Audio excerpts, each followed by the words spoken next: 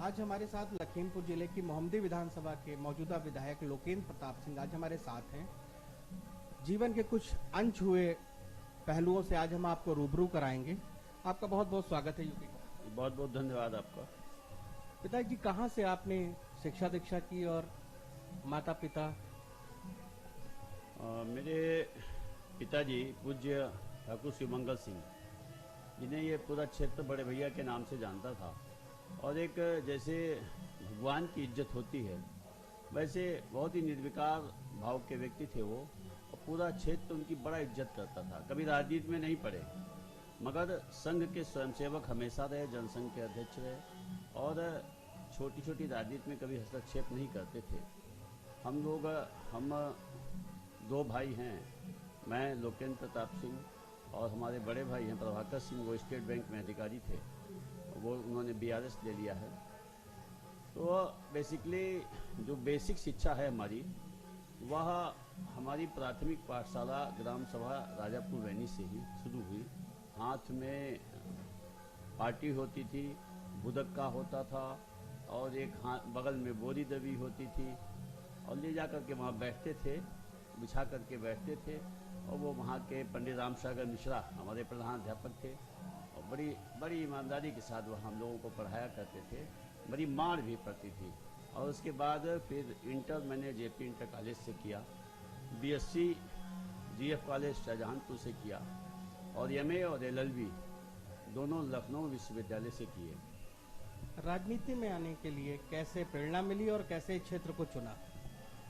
बड़े भाई सर्विस में चले गए थे, तो यहाँ पे जमींदारी परिवार था हमारा, तो इस नाते एक आदमी को घर पे रहना था, तो मैं घर चला आया। राजनीति करने का तो मन नहीं था, मेरा मानना था कि राजनीति एक गंदा विषय है। तो मेरा मन था, मेरा ये था कि या तो नौकरी में जाऊंगा, नौकरी जब जाना नहीं था, घर आना हो गया, तो ये हुआ कि अच्छा वकील बनूंगा। तो एलएलबी करके एक वकालत शुरू कर दी, और ईमानदारी से वकालत शुरू की। उसी बीच चूँकि पृष्ठभूमि जनसंघ की थी पिताजी के समय की, तो जो जनसंघ से जुड़े हुए लोग भारतीय जनता पार्टी में खड़े थे, उन्होंने हमको घेरना चालू कर दिया। तो मैंने उनसे मना किया। सबसे पहले बूथ अध्यक्ष बना दिया, मैंने कहा ठीक है कोई बात नहीं। सेक्टर संयोजक बना दिया, वहाँ तक भी ठीक था। मंडल महामंत्री बना दिया, वहाँ तक भी ठीक था। फिर जब मंडल अध्यक्ष बनने का नंबर आया, मैंने कहा नहीं, मुझे आगे मत बढ़ाइए, मैं राजनीति नहीं करना चाहता।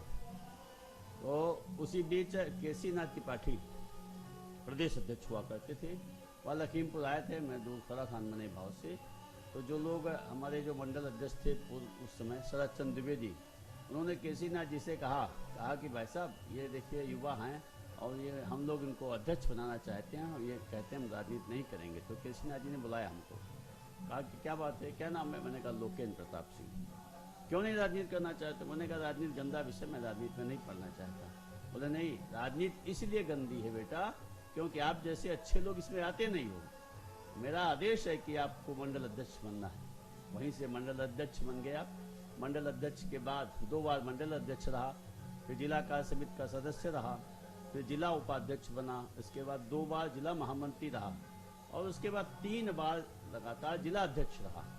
फिर अवध क्षेत्र का क्षेत्रीय उपाध्यक्ष रहा, प्रदेश कार्य समिति का सदस्य रहा, नेशनल काउंसिल का मेंबर रहा, कई जिलों का, सीतापुर, आपका हरदोई, बहराइच, आपका बलरामपुर, बस्ती, बाराबंकी, लखनऊ, गोंडा, अवध क्षेत्र के जितने ज़िले हैं लगभग सभी ज़िलों में प्रभारी के नाते मेरा भ्रमण प्रवास भी रहा।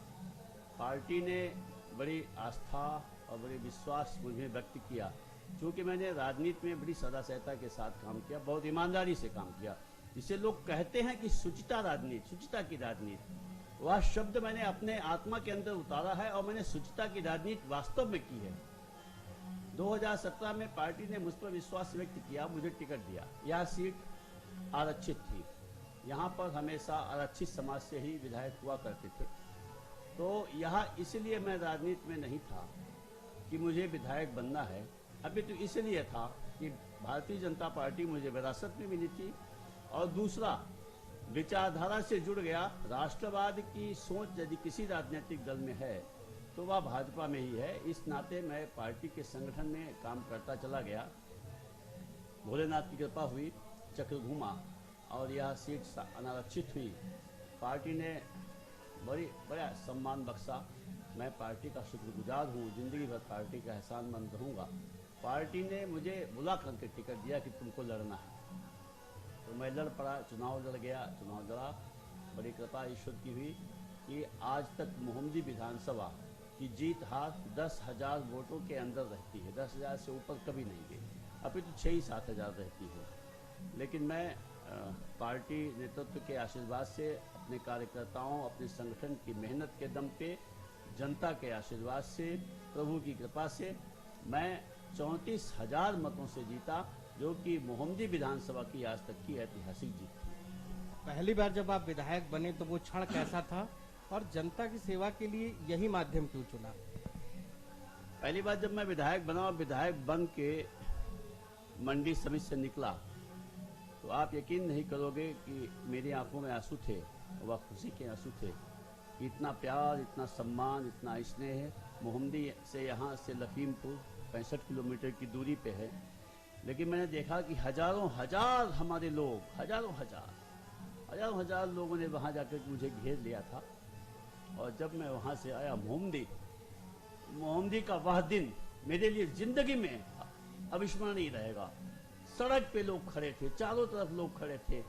सड़क की ऊपर की घरों की छतों से हमारी बहनें, हमारी माताएं सभी ऊपर से पुष्प वर्षा कर रही थी। मैं जब निकला नगर के बीच से, और मुझे लगता है कि वह संख्या जो उस दिन की थी मोहम्मदी में, जो मेरे स्वागत की संख्या थी जब मैं जीत के आया, वह 1 लाख से कम की नहीं होगी।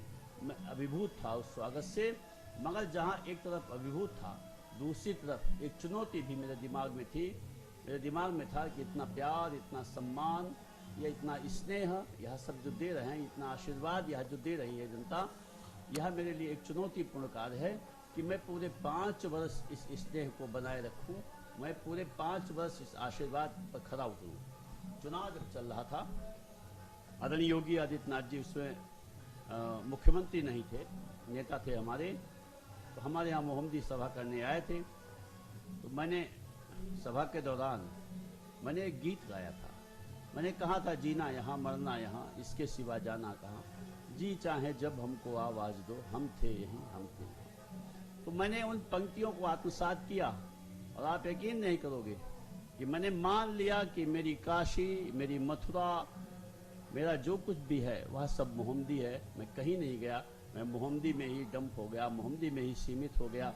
और नियमित रूप से रात को 2 बजे भी सोऊं, तब भी मैं सुबह 9 बजे अनिवार्य रूप से जनता दरबार में बैठ जाता हूँ।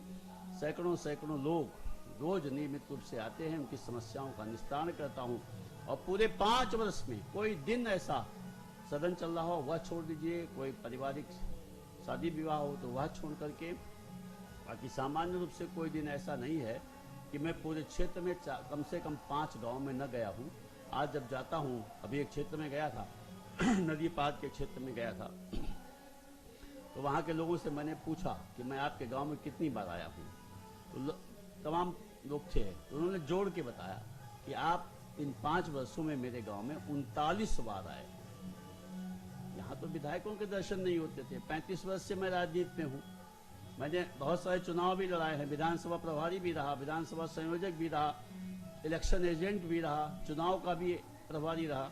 कृष्णा राज जी यहाँ से विधायक होती थी, उनके दोनों चुनाव लड़ाया, राघवेंद्र सिंह जी को लड़ाया, सुरेंद्र पाल पाठक जी को लड़ाया, छोटे लाल जी को लड़ाया, जगन्नाथ प्रसाद जी को लड़ाया, सबके चुनाव को लड़ाता था। लेकिन चुनाव लड़ने के बाद कोई परत के नहीं आता था, बहुत कम लोग आते थे। महीने में कहीं 1 आध बार आ गए, 2 बार आ गए, इससे ज़्यादा नहीं। लेकिन मैं लगातार उपलब्ध रहा हूँ। सड़क यहाँ से निकलता हूँ, चौराहे रास्ते में भी कोई आवाज़ दे देता है तो रोक करके खड़ा हो जाता हूँ। चौराहे पे कोई आवाज़ दे देता है और कहता है कि विधायक जी मेरी ये समस्या है, तो वहीं चौराहे पे गाड़ी किनारे करके जेठ की तपती दोपहरिया में खड़े होकर के मैंने लोगों को पत्र लिख दिया, उनका काम हुआ है। तो यह मेरी कार्यशैली है, मैं इस पर चला हूँ। अच्छा, आमतौर पर ये देखा जाता है कि जब लोग सांसद बन जाते हैं या विधायक बन जाते हैं तो एक आम आदमी की उनके बारे में एक धारणा बदल जाती है कि नहीं ये हर तरीके से सक्षम है। लेकिन आपके जीवन में कोई ऐसा दौर जब आप बहुत मुश्किलों से घिरे हों? कभी कोई ऐसा दौर नहीं आया मेरे जीवन में कि कभी कोई ऐसी मुश्किल मेरे सामने आई हो जिसको मैंने चुनौतीपूर्ण ढंग से निपटाने का काम न किया हो। हमेशा मेरा कभी झगड़ा नहीं हुआ किसी से, कभी किसी से लड़ाई नहीं हुई पब्लिक से। दो FIR मेरे ऊपर हुई, मेरे 2 झगड़े हुए। एक SDO टेलीफोन से हुआ था, वो बहुत बदतमीज आदमी था, उसकी वजह से उससे वाद विवाद हुआ था। सपा की सरकार थी, सपा के लोगों ने मुकदमा लिखवा दिया था। और एक यहाँ गौशाला में DBO था, उससे विवाद हुआ था। वो गौशाला में चन्नी जो थी उसमें गोबर भरा था, भूसा था नहीं। तो मैं आपकी मीडिया से भी बहुत दिनों तक जुड़ा रहा हूँ, पत्रकार रहा हूँ लंबे समय तक, 20 साल तक पत्रकारिता के नाते। तो ये दोनों विवाद पत्रकारिता के नाते हुए थे लोग। और उस समय भी सपा की सरकार थी, मेरे विरुद्ध दोनों मुकदमे लिखाए गए, लेकिन दोनों मुकदमे खारिज हो गए, खत्म हो गए। चूँकि मेरे खिलाफ कोई साक्ष्य ऐसा नहीं था, न्यायालय ने मुझे सम्मान सहित दोनों मुकदमों में बरी किया, कभी जेल जाने की स्थिति नहीं आई। और अपनी तहसील में वकालत करता था, वकीलों के साथ बैठता था, अच्छे संबंध थे सभी से, सब एकजुट रहते थे, तो कभी कोई ऐसी दिक्कत आई नहीं है। आने वाले 5 सालों के लिए जनता के लिए क्या मास्टर प्लान है? आगे आने वाले 5 सालों के लिए जो कोविड की वजह से जो हमारी बहुत सारी बातें, बहुत सारी जो मांगें रह गई, देश पूरा विश्व संकट में था कोविड की वजह से, तो कहीं थोड़ी बहुत हमारी भी समस्याएं आई। हम लोगों की विधायक निधि भी नहीं मिली 1 वर्ष की, तो उसमें कुछ ऐसे विषय थे जैसे मोहम्मदी को जिला बनाना। तो यहाँ हमारी पत्रावली शासन में विचाराधीन है, अग्निशमन केंद्र शासन में विचाराधीन है, ट्रामा सेंटर शासन में विचाराधीन है, पोस्टमार्टम हाउस शासन में विचाराधीन है, कुचौलिया चौकी को थाना बनाने का प्रस्ताव सारा कंप्लीट होकर फाइल जो है गृह विभाग में विचाराधीन है, जेबीगंज ग्राम सभा जो है वह नगर पंचायत बन जाए, वह भी शासन में विचाराधीन है। ऐसे तमाम प्रस्ताव नीचे से सारी रिपोर्ट लग करके शासन में लंबित पड़े हैं।